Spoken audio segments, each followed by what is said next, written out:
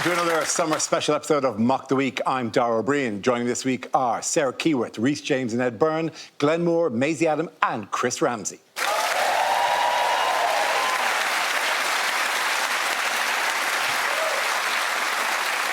We start tonight with a round called If This Is the Answer, What Is the Question? On the board are 6 categories. Maisie, which category would you like? Sport, please. Excellent. Your topic is sport. If the answer is 5.5 billion, what is the question? Is it, since I was last on Mock the Week, how many times have people asked me, how's life in the dip? It's good to be back. Is it when Elon Musk puts on a jacket that he hasn't worn in a while, what's he pleasantly surprised to find in one of the pockets? Is it, after attempting to be sexy wearing edible underwear on a camping holiday, how many ants devoured my penis? Is it the amount of times I'll introduce myself to Dara before I get used to the glasses? It's still weird. I've been here for 3 weeks. Weird. It's not weird. It's like you're trying to make it even easier to get you in Guess Who. Yeah, 4 eyes. Is it, what's the collective sperm count of the band Five? And you know, they've done that collection more than once. Is it how many miles in the wrong direction would I have to travel before eventually admitting to my wife, maybe we took a wrong turning? Is it, I recently bought a Rolex from a market stall. What time does it currently say it is? Bearing in mind the average ejaculate contains 200 million sperm, how many of the little guys did I leave in a hotel jacuzzi at the weekend? Is it how many book publishers have turned down my Iranian Jane Austen adaptation, Do You Speak Farsi, Mr. Darcy?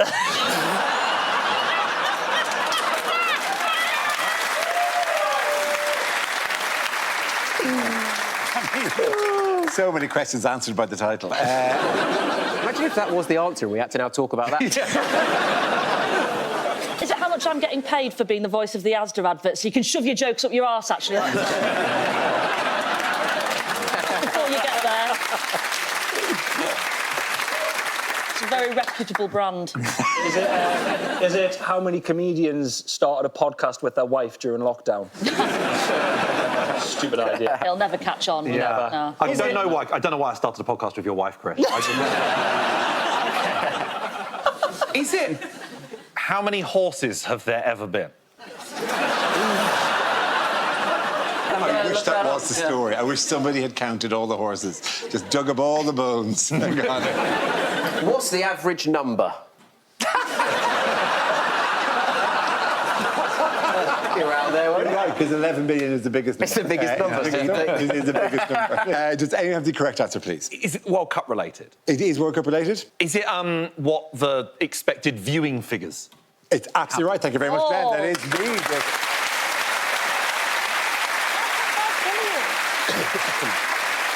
Yes, question I was looking for was, what is the expected global audience for the 2026 World Cup? This is news that, as you might have noticed, the FIFA World Cup got underway last week across Canada, Mexico and the USA. Obviously, that's nonsensy, 5.5 billion, because that would be the total population of the world, minus India and men who don't like watching women present sports programmes. Well, I mean, even just proportionally on here, sitting at this desk, how many people aren't going to bother watching the World Cup? I'll watch England, but I'm not watching any others. God, that sounds really racist. I would say yes. 5.5 billion is clearly nonsense. No, so why have we reported that as the figure? People come to us for their news. Breaking news, we've just heard there have been 5.5 billion horses.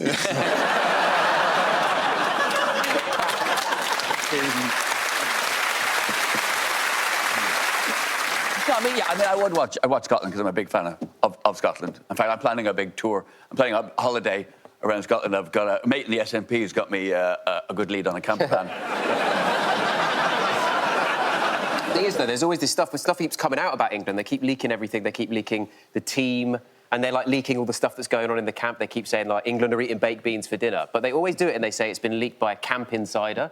It's really hard to hear that and not just imagine a really camp guy. You'll never guess what Harry Kane has for dinner, honestly. He gets You'd think you'd want something more substantial, wouldn't you? I'm giving too much away. Surely beans and sausages. I'm not the only person who's been insider. What's the big sound in terms of how the games are being played at the moment? That everyone's talking about how the matches are stopping and starting. Oh, hydration breaks. Hydration, yes. Hydration, yes.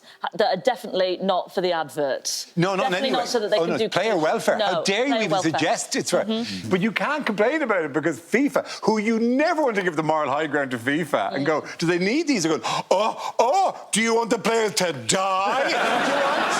They use language like, they need to take on water, like that scene in Free Willy where they have to keep hosing him down.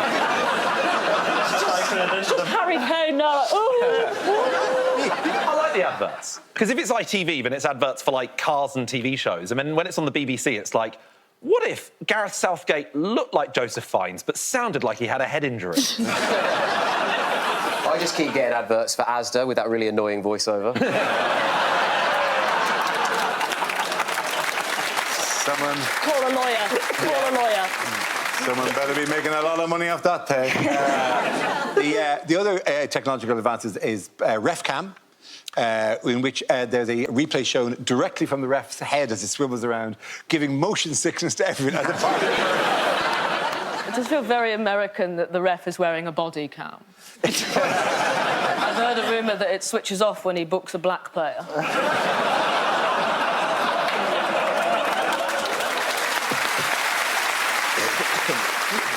By the way, as the show's recorded, we haven't seen England's first game or Scotland's second game, so don't come to us for that news, although you weren't. Yeah, you know what I mean. But what's going on here? This is so bad. It's the squad sort of photo for England, but they do sort of look like a choir. I've never seen Harry Kane look so much like Gareth Malone. It looks like the finalists for Young Estate Agent of the Year. Also, just like, John Stones clearly didn't get the memo that this is a very serious photo about men's mental health. He's the only one just doing a big... It's like a proper smile. He's the only one who heard, now let's do a silly one. Of all the types of adverts, this feels like the aerial shot at an end of an advert where they're like, we're all British Gas. It looks like the punnet of blueberries in my fridge, looking at us every time I go in for my 5th pepperami. Yeah. I like the tone they've gone for. They've gone for ants when you pick up a rock.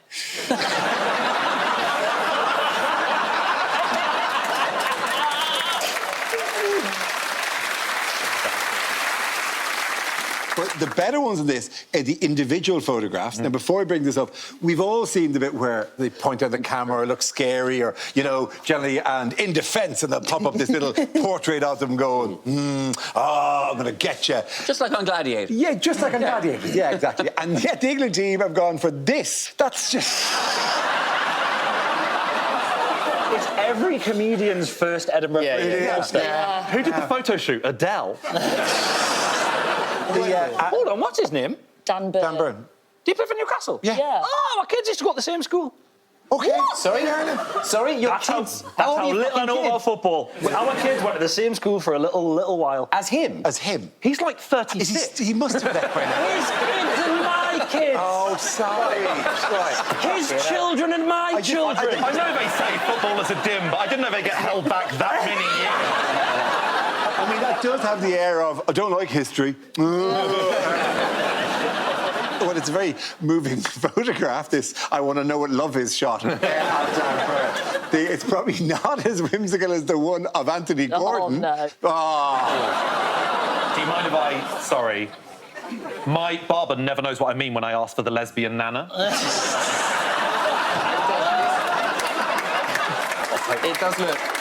It does look like the photo you'd put on the front of an order of service for an auntie's funeral. Fondly remembered. It just looked like Princess Diana if she was 2 years on testosterone. Non-binary. And who's to say that wouldn't have been the next chapter? If she lived long enough, I'm sure she would have found herself somehow. Although it's a different kind of awkward to Rhys James, not that one, but this. Oh, bless him. He looks like he's in table football.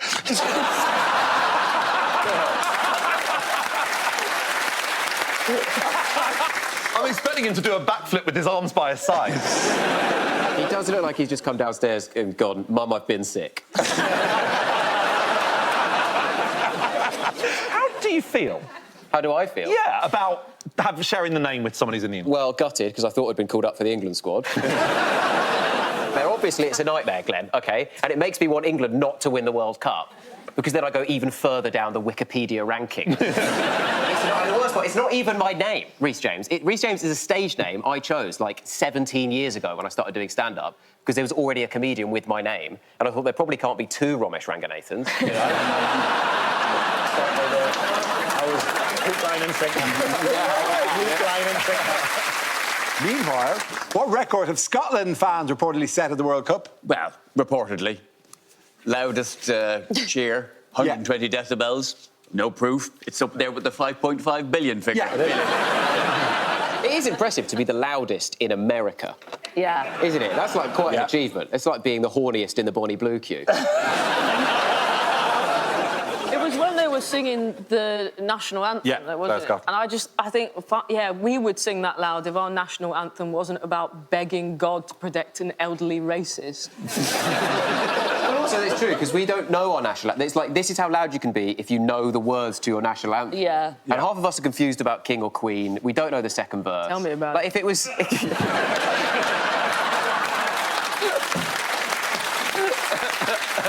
But I'm saying, we could beat this record if we knew the words, right? If we were singing Angels or something, we would beat it. Well, what we should do, we should just get an announcer in the middle of the pitch who just goes, auto glass repair. He'd be the loudest by miles.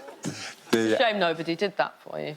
Oh, I didn't expect anyone to... Sorry, do you think... I was like, I really they're going to do it. They're not going to do it. No, I think you're right. You're right not to. Did you not know auto glass repair, auto glass replace? Yeah. Oh, that's You, fine. yeah. We just wouldn't do it. Maisie, we just didn't find it very funny. Thanks for carrying this on. It's Fuck not off a back to cruise Lancaster. ship.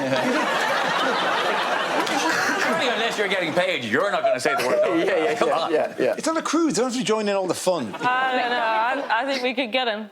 By the end of the night, we'll have something. 0800 00. Yeah. Fuck Unbelievable. Okay, let's not go down this road. A lot of chocolate on your biscuit. Okay, that is very definitely the end of this. So it turns out it's just because they're old and didn't get my modern reference of auto glass repair. That auto glass advert, Gavin from Autoclass, my first crush. Really? It was like the Montagues and Capulets, Asda and Autoglass, they can't. Forbidden love. At the end of that round, the points go to Glenn, Maisie and Chris.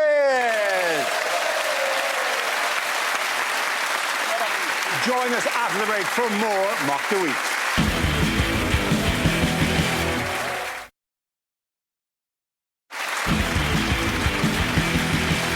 The next round is called Audience Question Time. We throw ourselves open to the studio audience and invite them to ask us questions on any topic. First up, is there Shaz here?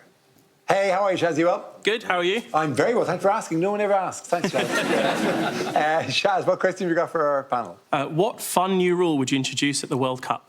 The hydration breaks have to be alcoholic. But, like, it's bring your own booze. So Mexico would bring tequila, we'd bring, like, pub pints, and then Saudi Arabia would bring Tears of a Woman.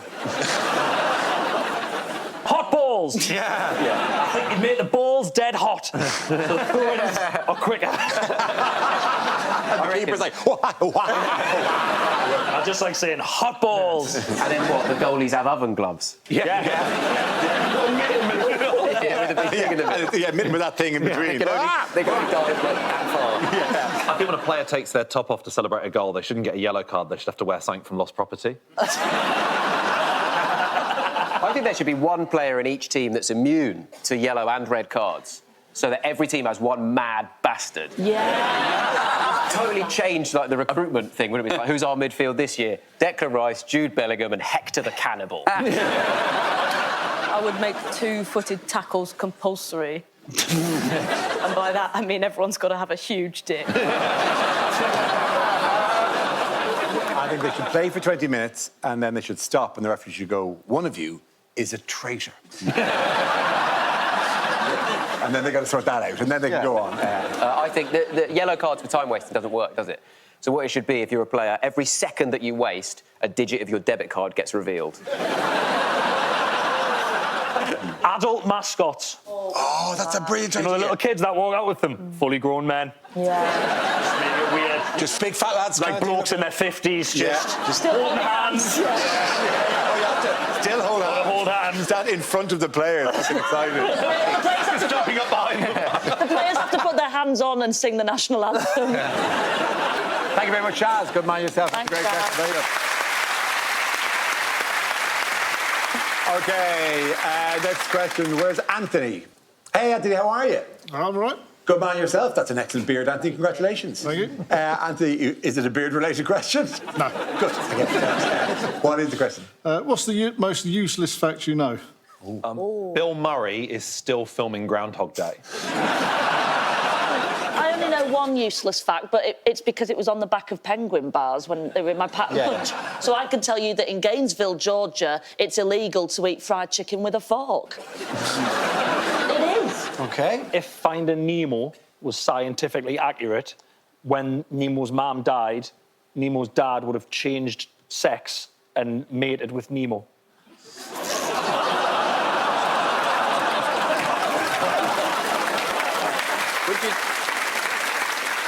Which is actually the plot of the porno version, Grinding Nemo. I'm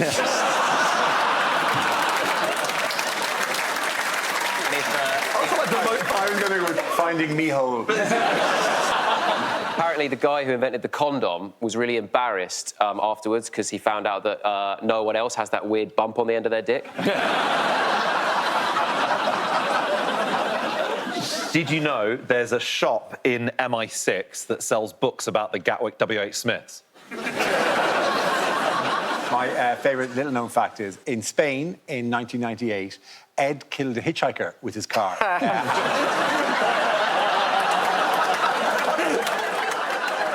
don't think you're being entirely fair. We're not 100% sure it was a hitchhiker. About 30 years ago, you had about 17 minutes, approximately, to escape a house fire. But now, you've got about 4. Due to furniture being more flammable. Fuck's sakes, Would man. you like another Chris Ramsey happy fact? Oh, no. Like, read the room. Knowledge is power. This gets broadcast into people's houses and they're always going... I'd expect to hear that from Jigsaw.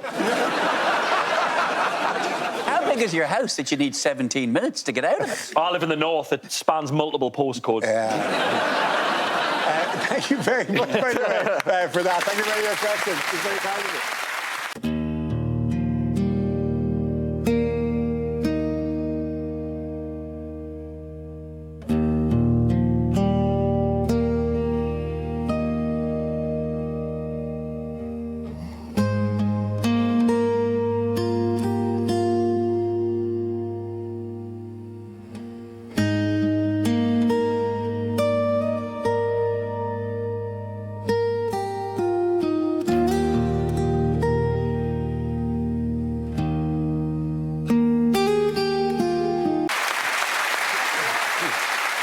The next round is called Extra Time and Penalty.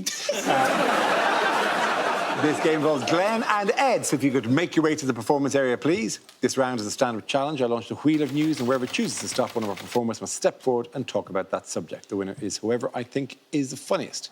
OK, let's have our first topic, please. And the first topic is parenting. Who wants to go in that? Glenn. I think I'll always remember one of the scariest days of my life. My wife was in the bathroom and she called me in, and next to her, lined up on the side of the bath in a row, with 3 pregnancy tests. Positive, positive, positive. And I just thought, Jesus Christ, it's triplets. I can't.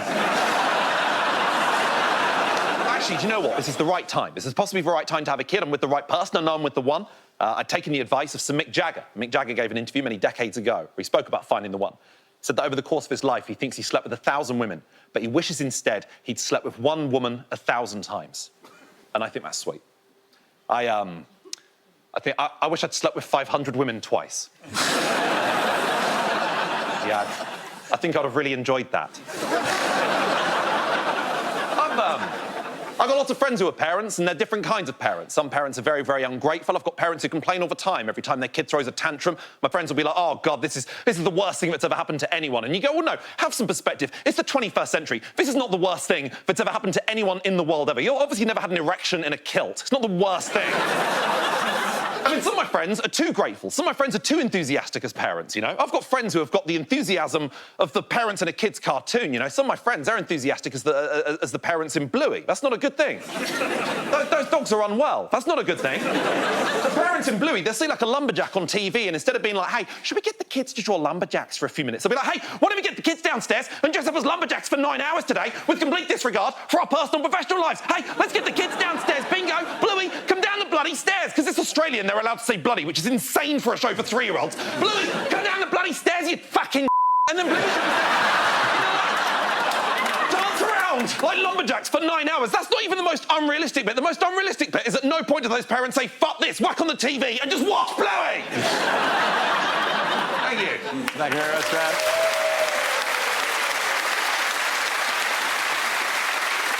OK, that leaves us with Ed. Let's see what your topic is. Let's spin the wheel again. And the topic is fitness. I'm not particularly fit, I have to admit. I run. I mean, that's what I do to try and stave off the cold hand of death. Running, which is as boring to talk about as it is to fucking do. It's, and I'll get tricked into talking about it. I'll be at a party. I won't. I'll be at somebody's house because their kids go to the same school as my kids. And so they'll go, hey, you're quite true. What's your secret? Oh, well, I run. Oh, really? I run too. Oh, God, we're talking about it. Oh, no. You run a long way, but not very fast. You run quite fast, but not very far. Do you do intervals? Intervals are good, aren't they? Run fast, then slow, then fast again. Oh, kill me now. Kill me now. Kill me now before someone who does triathlons joins the conversation. Oh, my God, because you're the worst. Triathletes, your 3 flavours of boring you are, aren't you? The Neapolitan ice cream of tedium, the triathlete. Really, is the swimming letting you down? But running is boring. And even watching it on TV, like watching... Interviews, sports interviews tend to be quite tedious, I find, personally. But you got the one, like, the 100 metres. Why are you even interviewing the winner of the 100 metres? What do you want to know from the guy who just... They run for 10 seconds, as fast as they can. You go to the person who does it a fraction of a second faster than the rest of them. What greater truth do you seek? Can you talk us through the race? I ran faster than the rest of them.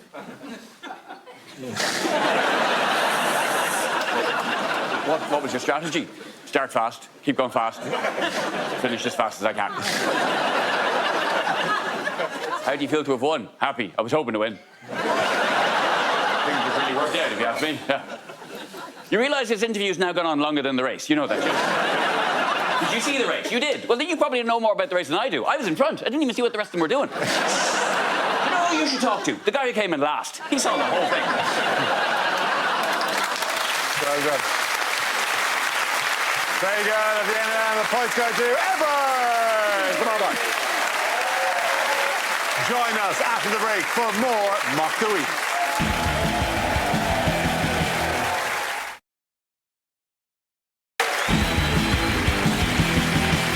Our next round is called Picture of the Week. I show the panel a topical image and ask them to tell me what is happening. So, teams, what is going on here? POV, you're a female White House intern. Yeah. It does look like a picture taken from the point of view of tits. This is Donald Trump entering the inaugural impression of Han Solo frozen in carbonite. He's doing a VR headset lap dance experience. This is Donald Trump's birthday, and as a special birthday treat, Melania has agreed to sit next to him.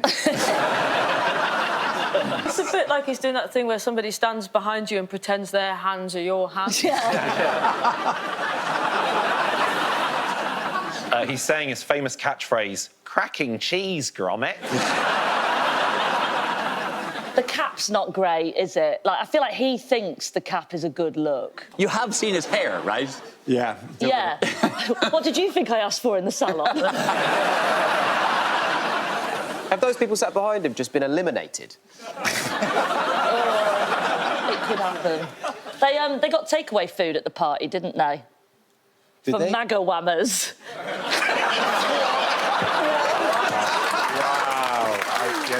I love that. I mean, yeah. And then they all went on holiday to MAGA love.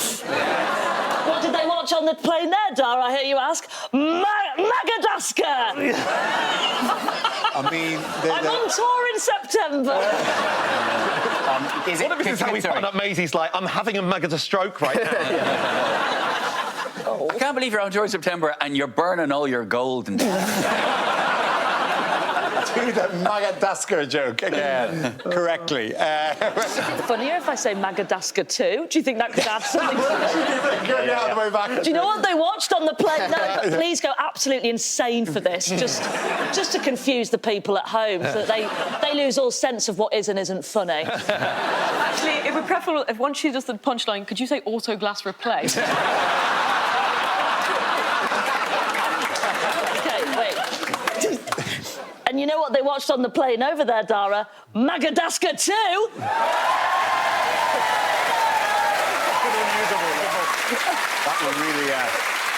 That'll really mix smoothly in with the especially that last bit. Yeah. We are giving too much agency to the crowd. Does anyone have the correct answer, please? This was on the set of Madagascar 3. This was the first and only ever UFC event on the White House lawn for 250 years of America's birthday and his 80th birthday. Absolutely right. Thank you very, very much. Well done. Yes, this is US President Donald Trump, who marked his 80th birthday and America's 250th anniversary by hosting an Ultimate Fighting Championship event on the White House lawn. Did anyone see the event? Slightly embarrassed, but not too embarrassed, because I do get free tickets when it's in England, to say that I'm a huge fan of the UFC and I really enjoy it. That's fine. A lot of people slag it off. American, some politicians and stuff have said that the UFC is just basically human cockfighting, which is not true, because they're not allowed to use their cocks. Watch it even more if they were. President's 80th birthday, by the way, sounds like a phrase that shouldn't exist. President's 80th. It keeps fucking up like convertible hearse. Yeah. You know? To celebrate, it's like someone do for their 8th birthday. Yeah. It's like like afterwards he's going, the wrestlers came to my house and then the wrestlers did a fight in front of my house and we were in the garden and then the wrestlers all met me and they said I should have been a wrestler too. It was the best day ever. I would have been better than all the wrestlers. I'm the best wrestler there is. It's just like, oh man, really? No, if I wanted to impress teenagers, that's what I'd do. Meanwhile, what has apparently been agreed between Iran and the US? Peace. Yes. At the time of recording,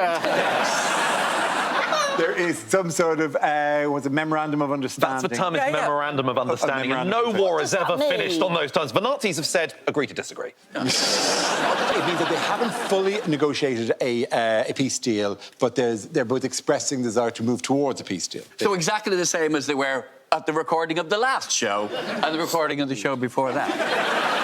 Yes, that's, by the way, the Straits of Hormuz. They don't know that blocked. It's all right, you could get through there on a jet ski. That would be quite the move to go, losers! You'll see Ed Davey going through there any minute. He said that it's open. They just need to clear some of the mines out of it. And you're like, that's not open then. Would you like to come to my housewarming party? And while you're there, we can clear out the bear traps that we had built. Can you blame them for wanting to leave that sunrise, though? There's a captain with his arm around the first mate. Yeah. Do we ever have to leave? This has been the happiest 3 months of our time together here on the boat. The Straits of Hormuz sounds like Iran's top reality show. Yeah, straight eye for the Straits guy. It's always about the Straits of Hormuz, but when will the gays of Hormuz get it? Yes. What a name for a club. What a fantastic name for a gay club, the Gays of Hormuz. I mean, difficult to know where to open that club. Maybe not around Hormuz. Also difficult to know which would have most oil. In other news, why was it a big week for Elon Musk? Oh, he's a trillionaire. He is a trillionaire. That's good, isn't it? For ages, we've been saying we want less billionaires. Actually, it's obscene. Like, have you any idea how big a trillion is? Like, if you had a button that gave you $1 every time you pressed it, in order to be a trillionaire, you'd have to press that button 1 trillion times. Like, it's insane. I mean, Were you waiting? I mean, door was on the floor. I've got to say, though, because I saw the conversion rate means that he's worth $1 trillion in America, but here he's worth 860 billion. And I felt a weird national pride about that. Oh, trillionaire are you, mate? Come back when you're a London trillionaire. I'm a trillionaire in Vietnam. Sure, you can just about afford Pizza Express without a voucher, but we're going to have to do a lot other than that. In other very different news, what is the latest plan announced by Keir Starmer? A ban on social media. For who? For under 16. Yes. Banning social media is not going to make teenagers more productive. They're just going to waste their time in other ways. They'll just do what we did, which is try and scroll to the very bottom right of Microsoft Excel. It is done with the confidence of a man who knows he won't be party leader during the next election. Yeah. When those people can vote. Yeah. But there's this technology apparently that they reckon they've got where like they can stop like underage people sending nudes because they've got technology that can work out if that's happening. But that is the most brutal pop-up of all time. If I go to send a dick pic and it says, illegal, this is not an adult penis. This is good news for paedophiles. It forces the kids out again. Gets them outside, you know, they can step away from the screens. The step counts of paedophiles, it's going to go off the charts. We're back to Mock the Week being a news source for people, and good news for paedophiles. If you're a paedophile, time to dust off your sweets.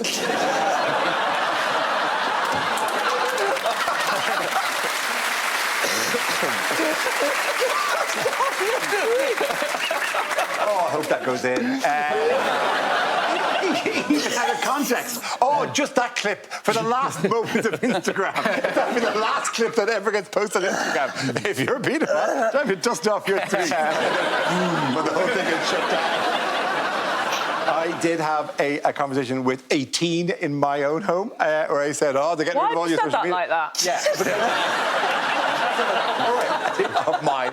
I had a conversation with a teenager of mine. Is that even Yeah, That's so weird. Anyway, where I said, Why don't you know how to say your child? I just because I had a conversation with my I child. have a number of them. Okay. Show us on the doll where you spoke to this child.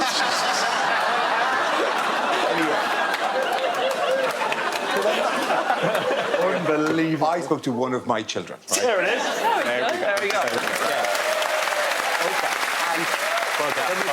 Okay. Now, can we do it again without the applause for it? Oh, you spoke to your child. You spoke to one of your children and all it took was them being banned from social media. Anyway, I had a conversation with a child of mine about this going, and like partly it was them going, oh no, we can't go on Blue Sky, boo-hoo. But I said, and I was chatting about social media. I said, are you on Instagram? And he said, yes. And that, which was a point at which to go, well, look, just don't forget that algorithm is just going to feed you stuff, like whatever, take a break from that stuff, don't believe the lifestyles that are portrayed on that, like whatever, be wary of all the things you could say as a parent, right, existed in that moment. And instead I went, do you follow me?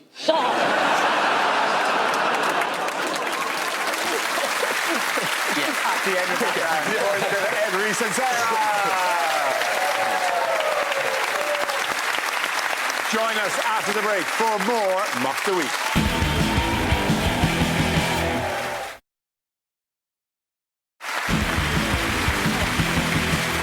The next round is called Between the Lines. It features Maisie and Rhys. Would you make your way to the press pit, please? Rhys delivers a speech in the guise of a leading figure on the world stage, while Maisie translates what they really mean. This week, Rhys is former Deputy Prime Minister Angela Rayner. I wonder why you chose Maisie for this one. Okay. Good evening. We live in serious times and need serious leaders. Stamp duty, what am I like?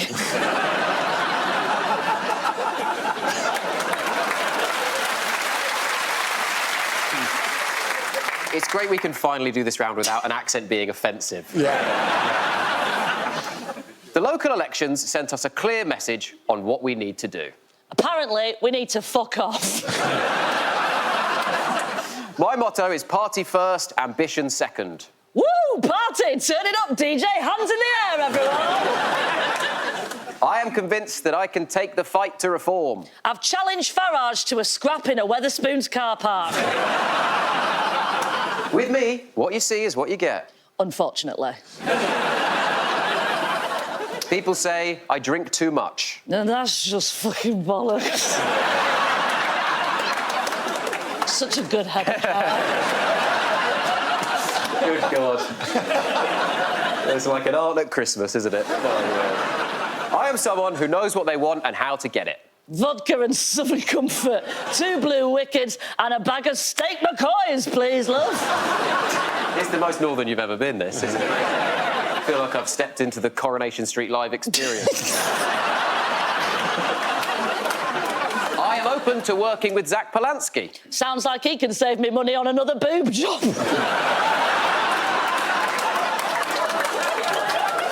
I am tired of comparisons with John Prescott. I'm nothing like him. And if anyone says I am, I'll punch them in the fucking face. I will do anything I can to help combat global warming. I'm ginger, I've got to. My biggest fault is my loyalty. That and not paying stamp duty. Socialist principles are etched on my heart. I also have a mermaid tattooed on my left arse cheek. Well done, Rhys and Maisie.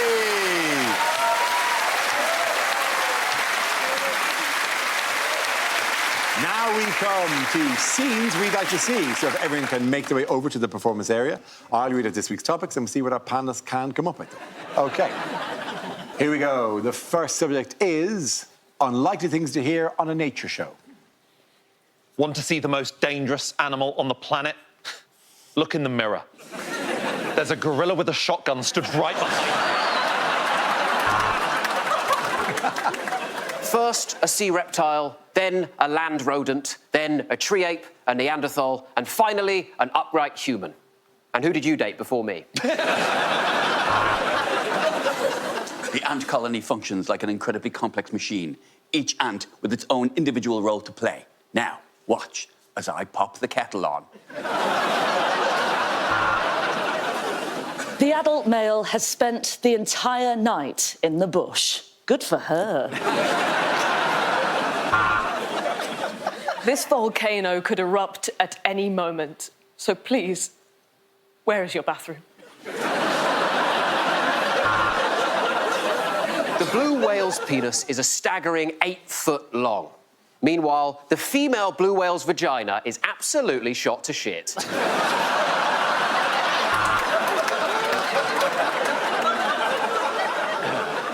Is there a sadder sight in all of nature's world than a bald eagle with a comb over? What's the collective noun for a pack of mature beavers? The WI.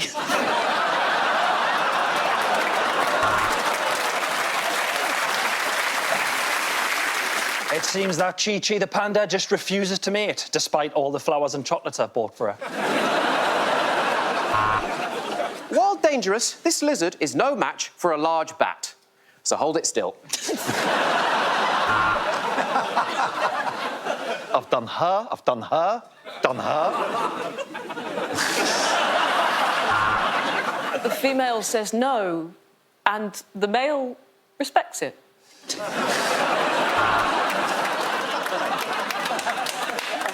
Today on the Serengeti, we're investigating. Why do all leopards dress like slags?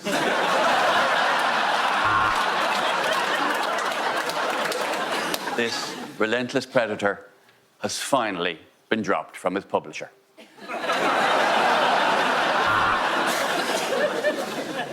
As we come to the end, the male regurgitates his food into the female's mouth. Thank you for watching A Night Out in Newcastle. This week on The Real Houseflies of Cheshire... After using her sting, her entire rear end is ripped off and the Queen passes away. Goodbye, Elizabeth II.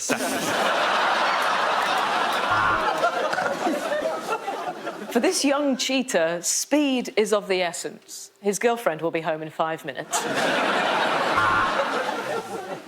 The mighty beast's head appears out of the water. Because I took a Viagra before I got in the bath.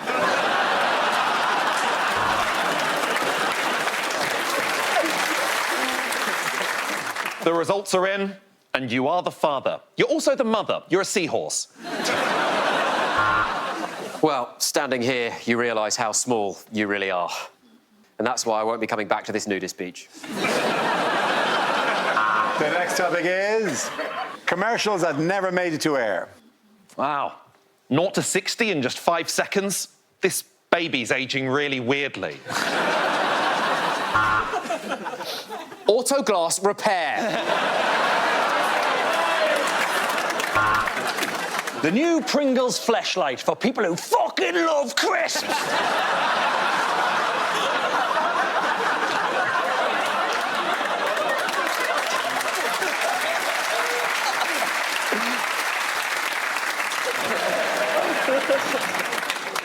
Prefer to sleep standing up? Then join the rebel movement at Benson's Against Beds. Fed up of people talking about how fat, bald, and ugly you are? Why not give them something else to talk about? Like perhaps your new glasses?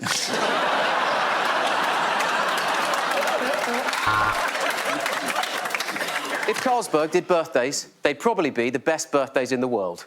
Unfortunately, we do beer, and it's shit.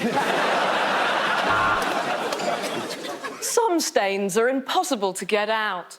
I used to spend hours washing bed sheets, underwear, and even socks. And then I became a lesbian and everything changed. We're actually really trendy now, and who am I kidding? Skechers for when you've just given up. Ozempic, you're still a fat, lazy prick. You just don't look like one anymore.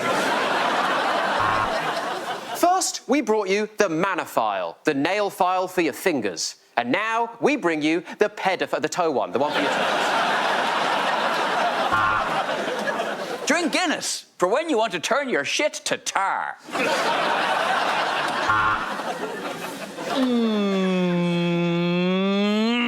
Heroin. Because you're worth it. Not you, Yminga, him. 4 out of 5 dentists recommend our product. And the one that didn't, we knocked his fucking teeth out.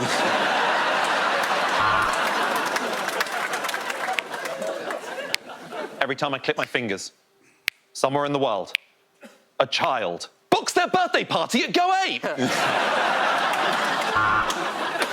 Don't have that summer body, or that dream career, or even a boyfriend. Sweetheart, can you hear me? It's your mother.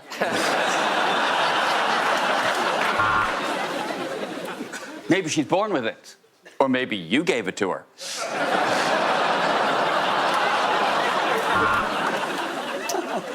Have you ever looked at a chicken and thought, oh, I'd love to drink that?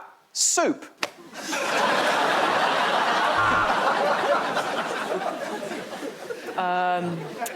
It was a really dark night, and the conditions were pretty awful. It's foggy.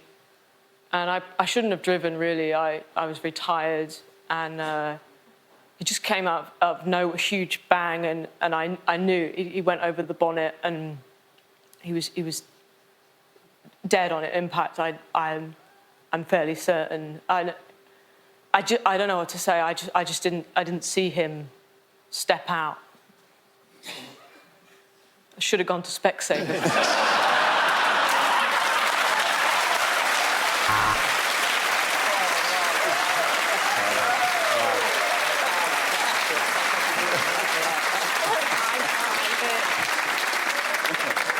Just do it. Dignitas. Why are my legs so smooth? They're prosthetic.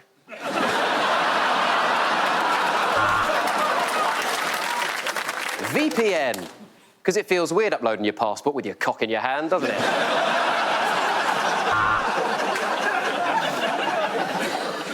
Do you suffer from erectile dysfunction? Or has she just let herself go? At the end of that round, the points go to Ed, Rhys and Sarah.